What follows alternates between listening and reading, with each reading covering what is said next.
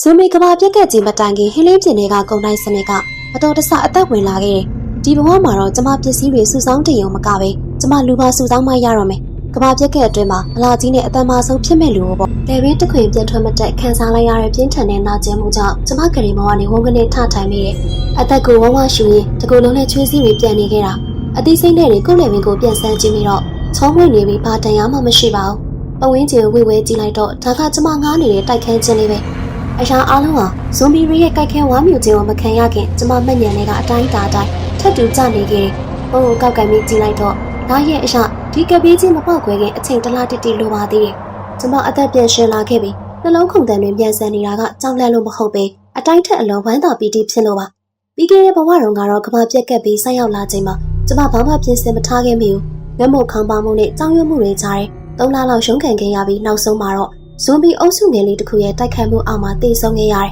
။မသေးခင်လေးမှာပဲပုံမှန်ဆိုတော့အဆက်အသွယ်မရှိပဲဓာတ်လေကားထဲမှာပဲအနှဲငယ်ဆုံးမှုတဲ့ဘေးကန်းကအမျိုးသားဟာကျမတို့တိုက်ကလူတွေကိုကာကွယ်ဖို့အတွက်ဇွန်ဘီအုပ်စုကိုတယောက်တည်းဆွဲခေါ်သွားပြီးဇွန်ဘီတို့ရဲ့ကြိုက်ခဲဝါမျိုးချင်းကိုခံလိုက်ရတာကိုမြင်ခဲ့တယ်။သူ့နာမည်ကကြမ်းချမ်းနဲ့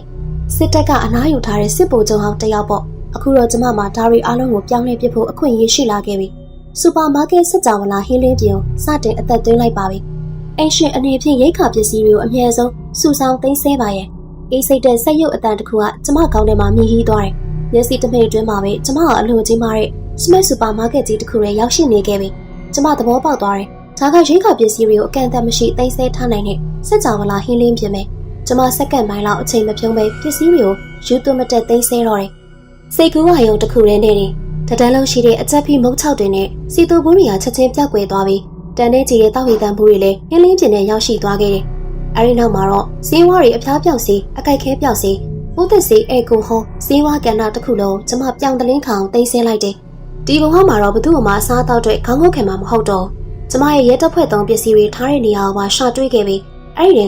ကမီးသက်ပစိန်တရှိလျှက်စစ်လွန်ပူစတာတွေကိုယူလိုက်တယ်။အဲဒီအချိန်မှာဒေါင်းတနေရာကပစ္စည်းတစ်ခုပေါ့ကျမမျက်လုံးကျသွားခဲ့တယ်။အဲ့ဒါကစစ်တပ်သုံးစစ်စင်ရေးကြောပွဲရေးတစ်ခုဖြစ်ပြီးဘေးမှာလည်းစစ်စင်ရေးဝစ်စုံတစ်ထည်ရှိနေတယ်။ကျမစိတ်အာရုံနောက်ပါပြီ။အဲ့ဒီပစ္စည်းတွေကိုကောက်ကင်လိုက်မိချိန်မှာကျန်းချမ်းရဲ့တီတီအိတ်ဆက်တဲ့မျက်နှာခေါင်းနဲ့ပေါ်လာခဲ့တယ်။ကဘာပြက်ကပ်ပြီးမှရိတ်ခါရှိရုံနဲ့မလုံလောက်ဘူး။အင်အားကောင်းမှရှင်တန်ကြီးရဲ့အခြေခံအုံမြင့်ဖြစ်တာလေ။ကျမကတော့တာမန်မျိုးသမီးတစ်ယောက်ပဲဖြစ်လို့တတ်တော်ဆောင်တစ်ယောက်လိုအပ်တယ်။အကျွေးမဲ့အစွမ်းထက်ပြီးယုံကြည်စိတ်ချရတဲ့တတ်တော်ဆောင်မျိုးပေါ့။ကျန်းချမ်းကတော့အကောင်းဆုံးရွေးချယ်မှုပဲ။ဒီဘဝမှာရိတ်ခါပစ္စည်းတွေသိမ်းဆည်းရုံနဲ့မကောက်လူဘာသိမ်းဆည်းရမယ်။ဒီကဘာပြက်ကပ်ပြီးရဲ့အစွမ်းထက်ဆုံးအမျိုးသားကိုကျမပိုင်ဆိုင်အောင်လုပ်ရမယ်။ကျမချက်ချင်းမဲ့အစီအစဉ်စတင်ပြီးကျမရဲ့တိုက်ခန်းကိုအရင်ဆုံးအဆင့်မြင့်တင်လိုက်တယ်။အွန်လိုင်းကနေအထူးဆုံးတမဏိပြားတွေကိုဝယ်ယူပြီးအလုပ်သမားတွေကိုခေါ်က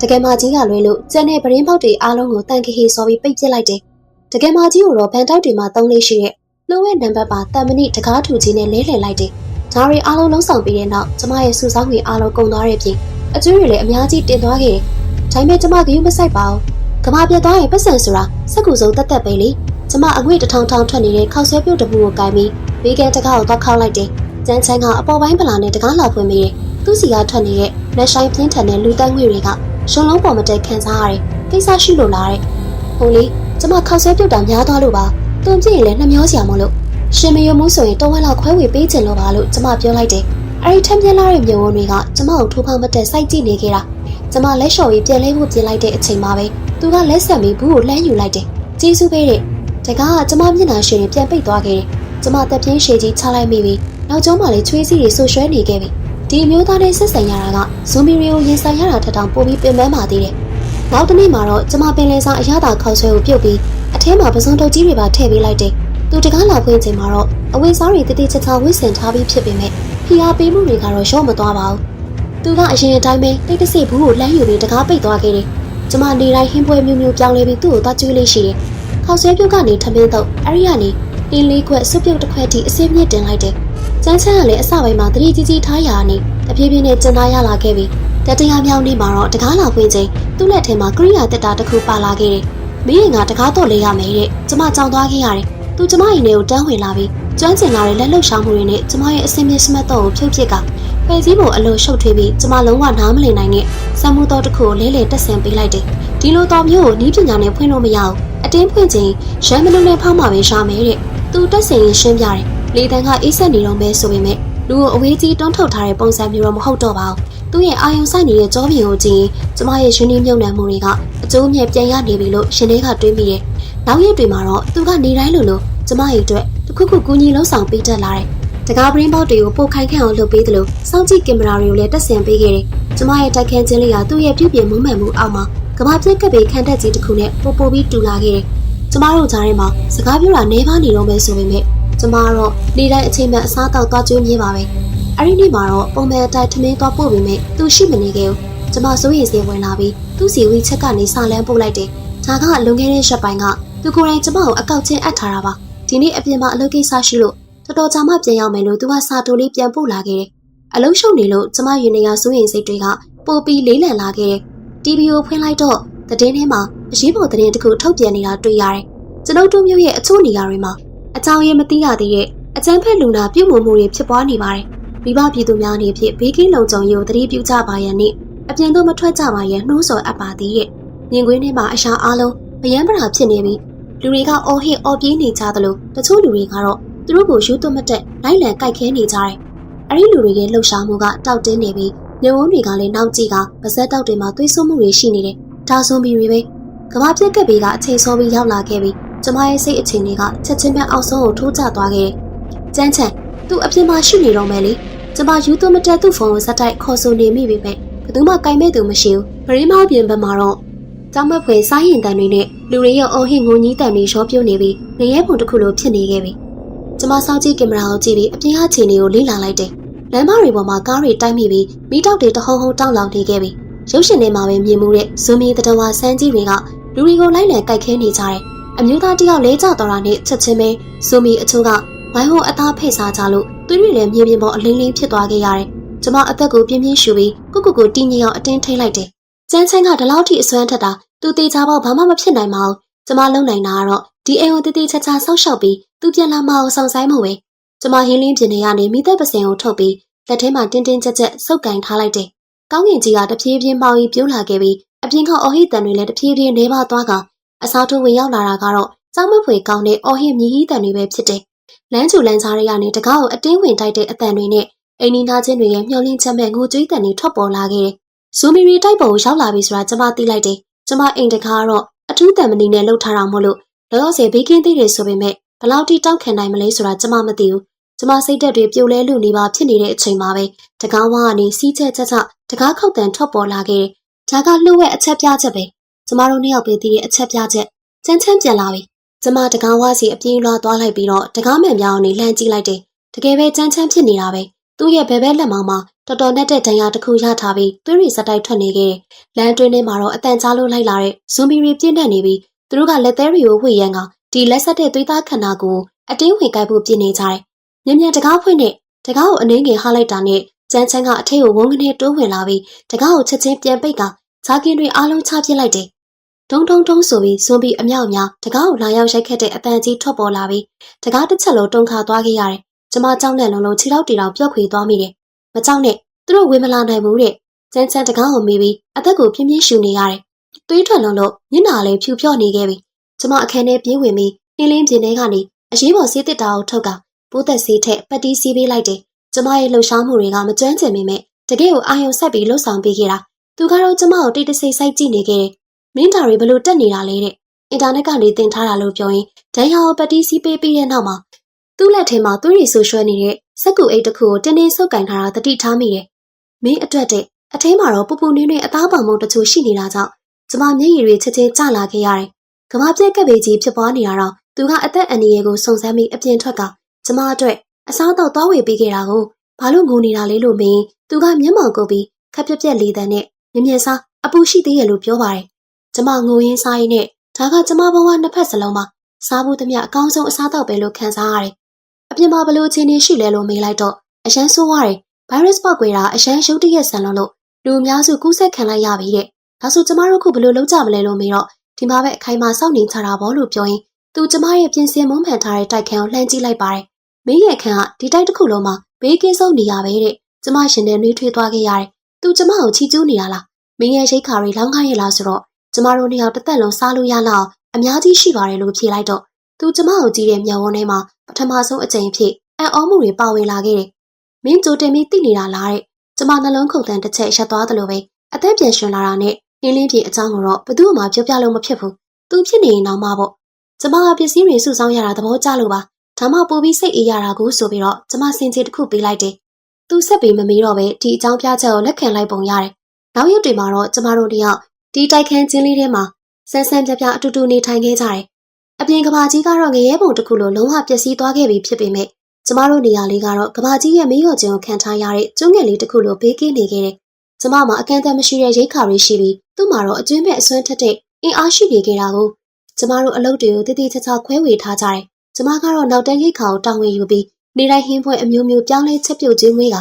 သူ့ကိုဝါဖြိုးလာအောင်။အော်မဟုတ်ပါဘူး။သူ့ရဲ့တန်ရာတွေမြ мян သက်သာပြီးတော့ခွန်အားတွေပြန်ပြည့်လာအောင်ပြုစုပေးပါတယ်။သူကတော့ဘေးကင်းလုံခြုံရေးကိုတာဝန်ယူပြီးနေတိုင်းကာကွယ်ရေးပစ္စည်းတွေအားလုံးကိုစစ်ဆေးသလိုစောင့်ကြည့်ကင်မရာတွေတဆင့်အပြင်ကအခြေအနေတွေကိုလေ့လာပြီးဇွန်ဘီရီရဲ့လှုပ်ရှားမှုကိုခံပန်းတွက်ချက်လေးရှိပါတယ်။သူကကျမကိုအခြေခံကိုယ်ခံပညာနဲ့လက်နဲ့အသုံးပြုနည်းတွေကိုပါသင်ကြားပေးခဲ့ပါသေးတယ်။ကျမကိုကိုယ်ခံပညာသင်ပေးတာလွဲလို့ကျန်တဲ့အချိန်အများစုမှာတော့သူကလေ့ကျင့်ခန်းတွေပဲလုပ်နေလေးရှိတယ်။ထိုက်ထိုးတာတန်းဆွဲတာသူ့ခန္ဓာကိုယ်မှာခွန်အားတွေမကုန်ခဲနိုင်အောင်ရှိနေသလိုပဲချွေးတွေကသူ့ရဲ့စွတ်ကျဲအင်ဂျီကိုဆူရွှဲစေပြီးတောက်တင်းလှပတဲ့ကြက်သားအလှပတွေကိုပေါ်လွင်စေတာကြောင့်ကျမလေးခက်ကြောင်ကြောင်နဲ့ချောင်းကျင်းမိတာအကြိမ်ကြိမ်ပါပဲကြီးလို့ကောင်းလာတဲ့သူကရုတ်တရက်လေ့ကျင့်ခန်းကိုရပ်လိုက်ပြီးကျမပဲလှည့်ကမတိမတာပြုံးရင်မေးလိုက်ပါတယ်ကျမမျက်နှာကြီးချက်ချင်းရဲတောက်သွားခဲ့ရတယ်တခိုးလူမိတလိုမျိုးမျက်လုံးကိုအမြန်လွှဲလိုက်ပြီးဘသူကရှင့်ကိုကြည့်လို့လဲကျမကအပြင်ကကင်မရာကိုကြည့်နေတာပါလို့ပြန်ပြောလိုက်ပါတယ်သူတိုးတိုးလေးရီမောလိုက်တယ်ဒီလိုလူတန်းခွေတွေထွက်နေတဲ့အမျိုးသားကြီးပြုံးလိုက်ရင်ဒီလောက်ထိကြည့်ကောင်းနိုင်မယ်လို့ကျမပထမဆုံးအကြိမ်သတိထားမိတာပဲဒီလိုနေ့ရက်တွေကအေးချမ်းပြီးနှွေးထွေးလုံးလို့အပြင်ကအန်ဒီရရှိတဲ့ကဘာကြီးကိုတော့မင်းလူနေပါဖြစ်သွားစေခဲ့တယ်တတမမြောင်နေရောက်တဲ့အထိပေါ့ဒုံဒုံဒုံဆိုပြီးတကားဝကနေတကားခောက်တဲ့နောက်တစ်ကြိမ်ထွက်ပေါ်လာခဲ့တယ်ဒါကဇွန်ဘီတွေရဲ့ယူသွဆောင်ဝင်တိုက်တဲ့အတန်မျိုးမဟုတ်ပဲအသက်ရှင်ကြံရည်သူတွေရဲ့အတန်ပဲကျမနဲ့ကြမ်းချမ်းနှလုံးချင်းစုံမိပြီးနှစ်ယောက်စလုံးတတိကြီးကြီးထားလိုက်ကြတယ်ဘသူလဲလို့ကြမ်းချမ်းအတန်ကြီးကြီးနဲ့မေးလိုက်တယ်မောင်ချမ်းအန်တီဝမ်မအောက်ထက်ကအန်တီဝမ်လေးတဲ့တကားဝကနေအလေလက်အရွယ်အမျိုးသမီးတယောက်ရဲ့ငိုတန်ပါတဲ့အတန်ထွက်ပေါ်လာခဲ့ပါတယ်တောင်းပန်ပါတယ်တကားလေးဖွင့်ပေးပါအောင်အန်တီတို့အိမ်မှာစားစရာဘာမှမရှိတော့လို့ပါခလေးလည်းငတ်လို့တေတော့မယ်တဲ့အန်တီဝမ်ဆိုတာကိုကျမနည်းနည်းမှတ်မိတာတော်တော်လေးသဘောကောင်းပြီးရှင်ကြီးတဲ့အန်တီတယောက်ပါအရှင်ကဓာတ်လီကားထဲမှာဆိုရင်ကျမကိုအမြဲတမ်းပြုံးပြီးနှုတ်ဆက်လေးရှိတာကျမအလိုလိုနေကြမ်းချမ်းကိုလှမ်းကြည့်လိုက်ပြီးတော့သူကတော့မျက်နှာတင်နေပဲတကားမှန်ပြောင်းကနေအပြင်ကိုစောင့်ကြည့်နေခဲ့တယ်သူတယောက်ထိလားလို့ကျမတူတူလေးမေးလိုက်တယ်အနောက်မှာအမျိုးသားတယောက်ရှိသေးတယ်ကျန်းချမ်းရဲ့တန်ကအရန်တိုးတယ်ကျမရှင်နဲ့လေးလံသွားခဲ့ရတယ်ကဘာပြက်ကပ်ပြီးမှကြောက်စရာအကောင်းဆုံးကဇွန်ဘီမဟုတ်ဘူးလူစိတ်ပဲမောင်ကျန်းတကားဖွင့်ပေးပါဦးမင်းအထဲမှာရှိနေလားအန်တီသိတယ်မင်းအိမ်မှာစားစရာတွေအများကြီးရှိတယ်မဟုတ်လားအန်တီတို့ကိုနည်းနည်းလောက်ခွဲပေးပါအောင်နဲ့အန်တီဝမ်ရဲ့အတန်ကပိုပိုပြီးစိတ်လှုပ်ရှားလာပြီးတကားကိုအတင်းထုရိုက်လာတော့တယ်ကျွန်တော်တို့မှာစားစရာမရှိဘူးလို့ချမ်းချမ်းအေးဆက်ဆက်ပဲပြန်ပြောလိုက်တယ်မင်းလိန်နေတာလွန်ခဲ့တဲ့ရက်ပိုင်းဟာတွေမင်းအိမ်ကနေအသားကြီးချက်တဲ့အမွှေးနဲ့နေထွက်လာတာကိုအန်တီရသေးတယ်တဲ့အစမတန်ကြမ်းတမ်းတဲ့အမျိုးသားအတန်တန်ထွက်ပေါ်လာပြီးမနာလိုမှုတွေအပြေပါဝင်နေခဲ့တယ်ငါမင်းကိုပြောလိုက်မယ်မင်းကောင်းကောင်းမွန်မွန်တကားဖွင့်ပြီးစားစရာတွေကိုထုတ်ပေးတာပိုကောင်းလိမ့်မယ်မဟုတ်လို့ငါတို့တကားကိုဖောက်ဝင်သွားရင်မင်းအတွက်အကျိုးရှိမှာမဟုတ်ဘူးတဲ့ကျမရှင်နဲ့ဒိတ်ခနဲဖြစ်သွားခဲ့ရတယ်သူတို့ကိုဂယုမဆိုင်နဲ့ဆိုပြီးကြမ်းချမ်းကျမလက်ကိုဆွဲပြီးတကားဝါနဲ့ဝေးရအောင်ခေါ်သွားခဲ့တယ်ထင်းတဲ့အတိုင်းပဲအပြင်ကလူတွေကတကားကိုယူသွမတက်ဝင်တိုက်တော့တယ်ဒါပေမဲ့အထူးတန်မနီနဲ့လှုပ်ထားတဲ့တကားကြီးကတော့လုံးဝမလုံးမရှက်ရှိနေခဲ့တယ်ဒါပါတကားကြီးလေဘာလို့ဒီလောက်ခိုင်နေရတာလဲပစိန်နဲ့အတင်းပေါက်ပြီးဖြိုးပြေးစမ်းဆိုပြီးအပြင်ကနေပစိန်နဲ့ပေါက်တဲ့အတန်တွေထွက်လာလို့ကျမလည်းရင်တထိတ်ထိတ်ဖြစ်နေမိတယ်ဒါပေမဲ့မိနစ်အနေငယ်ကြာတော့အတန်တွေရက်တန့်သွားခဲ့တယ်မရဘူးဗျာဒါအတန်တကားကြီးပဲပစိန်တော်လိတ်သွားပြီဘလို့လုံးကြမလဲတဲ့ငါမှနီးလန်းရှိတယ်ဆိုပြီးအန်တီဝမ်ရဲ့အတန်ကထွက်လာပြန်တယ်ထူးဆန်းတဲ့ဆင်းလှုပ်ရှားမှုတွေပါဝင်နေခဲ့တယ်ငါမမိသလောက်တော့ဒီတိုက်ရဲ့ gas pipe line ကအလုပ်လုပ်သေးတယ်ငါတို့မီးရှို့ပြီးသူတို့အထဲမှာတွေမိခင်တက်ပြစ်ချစုသူတို့ထွက်မလာပဲနေနိုင်မလားကြည့်ရတာပေါ့တဲ့ပုံမှန်ဆိုသဘောကောင်းပြီးရင်ကြီးလာတဲ့အန်တီတယောက်ကဒီလောက်ထိရက်ဆက်လုံးတဲ့စကားမျိုးပြောထွက်လိုက်မယ်လို့မထင်ထားခဲ့ဘူးသူတို့ယူသွားကြပြီကျမချမ်းချမ်းရဲ့လက်မောင်းကိုဆွဲလမ်းပြီးတော့ချမ်းချမ်းရဲ့မျက်နှာကလည်းတော်တော်လေးပြတ်သွားခဲ့ရတယ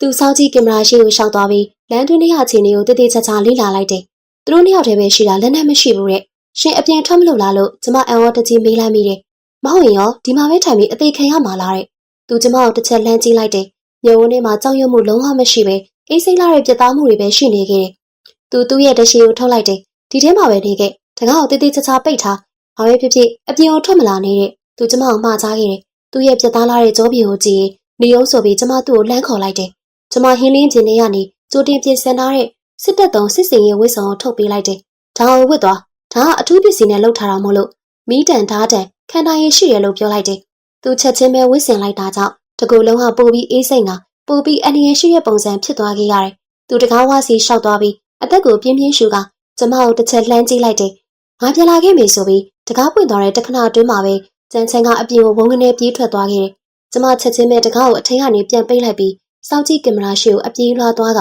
စခရီကိုစိုက်ကြည့်နေမိတယ်။မြင်ကွင်းထဲမှာကျန်ချန်ကပစိန်နဲ့လာပေါက်ဖို့ပြင်နေတဲ့အမျိုးသားကိုခြေထောက်နဲ့တစ်ချက်တည်းကန်ထုတ်ပစ်လိုက်တယ်။အဲ့ဒီအမျိုးသားကနိုင်ငံကိုစောင့်မိပြီးသွေးရီအန်ကတတိလစ်သွားခဲ့ရတယ်။အန်တီဝန်ကတော့ကြောက်လက်လုံးလုံးမြေပြင်ပေါ်ခွေချသွားပြီးဘောင်းမီမှာလည်းစီးရီထွက်ကျလာခဲ့တယ်။ကျန်ချန်ကသူမကိုဂရုမစိုက်ပဲသူ့ရဲ့ပြစ်မှတ်ကတော့သွေးလန်းချောင်းလိုက်လာတဲ့ဇွန်ဘီအချို့စီကိုပဲဖြစ်တယ်။သူ့ရဲ့ဓာတ်ခုတ်ချက်တွေကတန်ရှင်းတက်ရက်ပြီးခုတ်ချက်တိုင်းကဇွန်ဘီရီရဲ့ဥခေါင်းကိုတက်တက်မှန်တာကြောင့်ဇွန်ဘီရီလည်းတကောင်မီတကောင်လဲကျကုန်ကြတယ်။10မိနစ်မပြည့်ခင်မှာလမ်းတွင်းတစ်ခုလုံးပြန်လည်တိတ်ဆိတ်သွားခဲ့ရပြီ။ကျန်ချန်ကမြေပြင်ပေါ်လဲနေတဲ့အန်တီဝန်စီကိုရှောက်သွားခဲ့တယ်။မင်းခုနကငါတို့ကိုမီးရှို့တက်မယ်လို့ပြောတယ်နော်လို့ပြောတော့မဟုတ်ပါဘူး။ကျမမဟုတ်ပါဘူး။သူပါ။သူဟာပဲကျမကိုအတင်းအဲ့လိုပြောခိုင်းတာပါဆိုပြီးအန်တီဝန်ကတတိလစ်နေတဲ့အမျိုးသားကိုလက်ညှိုးထွင်းစကားတွေကစင့်ကလေးအားဖြစ်နေခဲ့တယ်။ဟုတ်လားဆိုပြီးကျန်ချန်ကအဲ့ဒီအမျိုးသားဘေးကိုရှောက်သွားပြီးသူ့ရဲ့လက်ကဝတ်ကိုခြေထောက်နဲ့အားပြင်းပြင်းနင်းချပစ်လိုက်တာကြောင့်အယိုးကျိုးတန်ကြီးထွက်ပေါ်လာခဲ့တယ်လို့အဲ့ဒီအမျိုးသားကလည်းနာကျင်လို့တတိလစ်နေရကနေပြန်နိုးလာခဲ့ရတယ်။ငါလက်ကျိုးသွားပြီတဲ့။အခုချက်ချင်းလစ်ဆန်းအဲ့ဒီအမျိုးသားကကုန်းယုံထားပြီးကျိုးသွားတဲ့လက်ကိုဆွဲကထွက်ပြေးသွားခဲ့တယ်။အန်တီဝန်ကလည်းလိုက်ပြေးဖို့ပြင်ပေမဲ့ကျန်ချန်ကတားမြစ်လိုက်တယ်။စားကြရီပေးခဲ့သူလက်ဆန်းလိုက်တယ်။အန်တီဝန်ကြောင်သွားခဲ့ရတယ်။မင်းတို့အိမ်မှာစားကြရီအများကြီးရှိတယ်မဟုတ်လား